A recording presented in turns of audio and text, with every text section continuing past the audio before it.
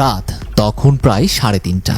ঢাকার আকাশে চাঁদের আলো, কিন্তু শহর জেগে আছে এক নতুন উত্তেজনায়। হযরত শাহজালাল আন্তর্জাতিক বিমানবন্দরের ভিআইপি টার্মিনালে ব্যস্ততা তুঙ্গে। বিশেষ ফ্লাইটের অপেক্ষায় বাংলাদেশ সরকারের প্রধান উপদেষ্টা নোবেলজয়ী প্রফেসর মোহাম্মদ ইউনূস। গন্তব্য বেইজিং।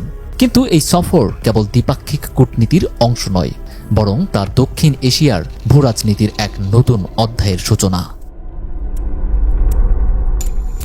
গত বছরের সেপ্টেম্বরে জাতিসংঘের সাধারণ অধিবেশনে ভারতের প্রধানমন্ত্রী নরেন্দ্র মোদীর সঙ্গে ইউনূসের সাইডলাইন মিটিং হওয়ার কথা ছিল, কিন্তু ভারত সরকারের পক্ষ থেকে নানা অজুহাত দেখিয়ে সেই বৈঠক বাতিল করা হয়। কূটনৈতিক বিশ্লেষকরা তখন অনুমান করছিলেন এই সিদ্ধান্ত ভারতের জন্য বিপজ্জনক হতে পারে। সেই আশঙ্কায় সত্যি হলো। এরপরই শুরু হয় প্রফেসর ইউনূসের আন্তর্জাতিক মঞ্চে একের পর এক কৌশলগত চাল। মোদি যখন ফেব্রুয়ারিতে যুক্তরাষ্ট্র সফরে গিয়ে ইলন মাস্কের সঙ্গে সাক্ষাতের জন্য অপেক্ষা করছিলেন, ঠিক তখনই ঢাকায় আসে এক চাঞ্চল্যকর সংবাদ।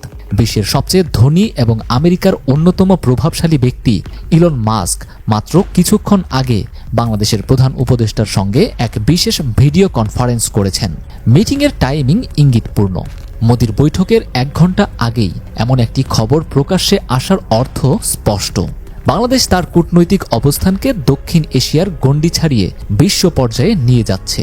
ইলন মাস্ক এখন আর শুধু একজন ব্যবসায়ী নন, তিনি ট্রাম্প প্রশাসনের গুরুত্বপূর্ণ পরামর্শদাতা এবং আমেরিকার নীতি নির্ধারণে বড় ভূমিকা রাখেন।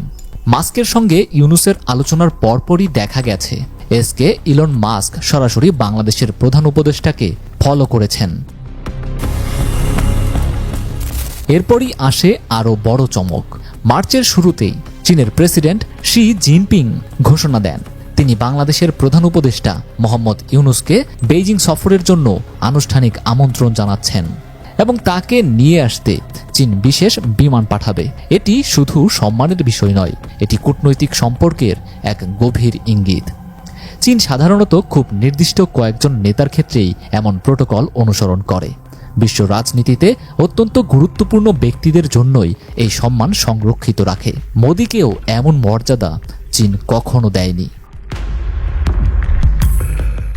শুধু চীনেই নয়, মে মাসে ইউনূস যাচ্ছেন জাপানে। সেখানে জাপানের প্রধানমন্ত্রী শিগেরু ইশিবার সঙ্গে তার গুরুত্বপূর্ণ দ্বিপাক্ষিক বৈঠকের কথা রয়েছে। তবে এখানেই শেষ নয়। জুন মাসে ইউনূসের সৌদি আরব সফরের গুঞ্জন ছড়িয়েছে।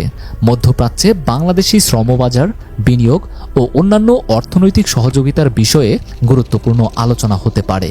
সৌদি আরবের ক্রাউন প্রিন্স মোহাম্মদ বিন সালমানের সঙ্গে ইউনূসের বৈঠকের সম্ভাবনা দক্ষিণ এশিয়ার কূটনৈতিক আলোচনায় নতুন মাত্রা যোগ করেছে।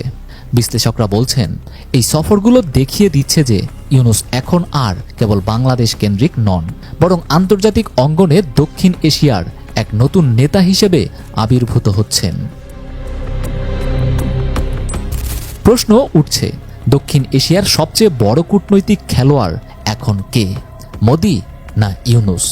বিশ্লেষকদের মতে ইউনূস তার বিচক্ষণ পদক্ষেপের মাধ্যমে প্রমাণ করে চলেছেন যে সংকীর্ণ জাতীয়তাবাদের ঊর্ধ্বে উঠেই প্রকৃত বিশ্ব নেতা হওয়া সম্ভব। কেবলমাত্র আঞ্চলিক আধিপত্য নয়, বৈশ্বিক স্বীকৃতিই প্রকৃত শক্তি। ভারতের জন্য এটি একটি কঠিন বাস্তবতা। দক্ষিণ এশিয়ার ভূরাজনৈতিক চালচিত্র বদলে যাচ্ছে এবং ইউনূস সেই পরিবর্তনের কেন্দ্রে অবস্থান করছেন। চীন, জাপান, সৌদি আরব, এমনকি যুক্তরাষ্ট্রের মতো শক্তিধর রাষ্ট্রগুলো তার সঙ্গে সম্পর্ক গভীরতর করছে, যা ভারতের জন্য বড় চিন্তার কারণ হয়ে দাঁড়িয়েছে। ভারত যদি এই বাস্তবতা বুঝতে দেরি করে, তাহলে তারা দক্ষিণ এশিয়ায় নিজেদের প্রভাব হারাতে পারে। আর ইউনূস দিন দিন নিজেকে দক্ষিণ এশিয়ার সবচেয়ে গুরুত্বপূর্ণ নেতা হিসেবে প্রতিষ্ঠা করতে থাকবেন। বিশ্লেষকরা বলছেন ভারত সম্ভবত বুঝতে পারেনি যে মোহাম্মদ ইউনূস শেখ হাসিনার মতো নন। হাসিনার সরকার এককভাবে ভারতের ওপর নির্ভরশীল থাকলেও ইউনূস আরও বড় মঞ্চের খেলোয়াড়। নয়াদিল্লির রাজপথ যেন আজ অস্বাভাবিক রকমের নীরব। প্রধানমন্ত্রীর দপ্তরে আলো জ্বলছে, কিন্তু অভ্যন্তরীণ কক্ষে এক অদৃশ্য অস্থিরতা কাজ করছে। মোদির হাতে একটি নথি, বাংলাদেশের ভূরাজনৈতিক অবস্থান নিয়ে ভারতের বিশ্লেষণ। কয়েক মুহূর্ত চুপ করে থাকলেন তিনি, তারপর ধীরে ধীরে জানালার দিকে এগিয়ে গেলেন। বাইরে মেঘের গর্জন, প্রবল বর্ষণ শুরু হয়েছে।